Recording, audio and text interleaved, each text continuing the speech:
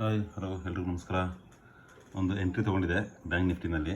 Actually cell ಮಾಡಿದ್ದೆ ನಾನು cell ಮಾಡಿದ್ದು ಬಂದುಬಿಟ್ಟು ಸೆಲ್ ಮಾಡಿದ್ದೆ ಅರೌಂಡ್ ಇಲ್ಲಿ ಸೆಲ್ ಮಾಡಿ ಈ ಲೆವೆಲಲ್ಲಿ ಇಲ್ಲಿ ಸ್ಟಾಪ್ ಲಾಸ್ ಇಟ್ಕೊಂಡಿದ್ದೆ. ಇವಾಗ ಮಾರ್ಕೆಟ್ ಇಷ್ಟು ಬಿದ್ದ ಮೇಲೆ ಏನು ಮಾಡಿದ್ದೀನಿ, ಟ್ರಯಲ್ ಸ್ಟಾಪ್ ಲಾಸ್ ಮಾಡಿದ್ದೀನಿ. ಸ್ಟಾಪ್ ಲಾಸ್ನ ಕೆಳಗಡೆ ತೊಗೊಂಬಂದುಬಿಟ್ಟಿದ್ದೀನಿ ಆಯಿತಾ. ಇವಾಗ ಅರೌಂಡ್ 2500 rupees ಲಾಸ್ ಪ್ರಾಫಿಟ್ ಓಡ್ತಾ ಇದೆ ಆಯಿತಾ. 2500 ರೂಪಾಯಿ ಪ್ರಾಫಿಟ್ ಓಡ್ತಾ ಇದೆ.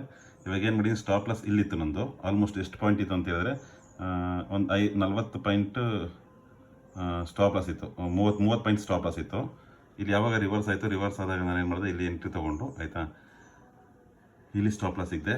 ಮಾರ್ಕೆಟ್ ಯಾವಾಗ ಇಲ್ಲಿ ಕೆಳಗಡೆ ಬಂತು ಅವಾಗ ಏನು ಮಾಡಿದೆ, ನಾನು ಸ್ಟಾಪ್ ಲಾಸ್ನ ಟ್ರಯಲ್ ಮಾಡಿಕೊಂಡು ಇಲ್ಲಿ ಕೆಳಗಡೆ ತೊಗೊಂಡಿದ್ದೀನಿ. ಇವಾಗ ಮಾರ್ಕೆಟ್ ರಿವರ್ಸ್ ಆದ್ರೂ ಅರೌಂಡ್ 2500 rupees ಪ್ರಾಫಿಟ್ ನಾನು ಎಕ್ಸಿಟ್ ಆಯ್ತೀನಿ. ಜಸ್ಟ್ ಒಂದೇ ಒಂದು ಲಾಟ್ ನಾನು ಇವತ್ತು ಎಂಟ್ರಿ ತೊಗೊಂಡಿದ್ದೆ. ಇವತ್ತು ಆ್ಯಕ್ಚುಲಿ ಎಕ್ಸ್ಪೈರಿ ಆಯಿತಾ, 26th ಡೇಟ್ ನೋಡಿ ಇಲ್ಲಿ ಆಯಿತಾ, 26th ಮೇ ಇವತ್ತು ಎಕ್ಸ್ಪೈರಿ ಇದೆ. Nifty 50 plus bank Nifty expiry ಇದೆ.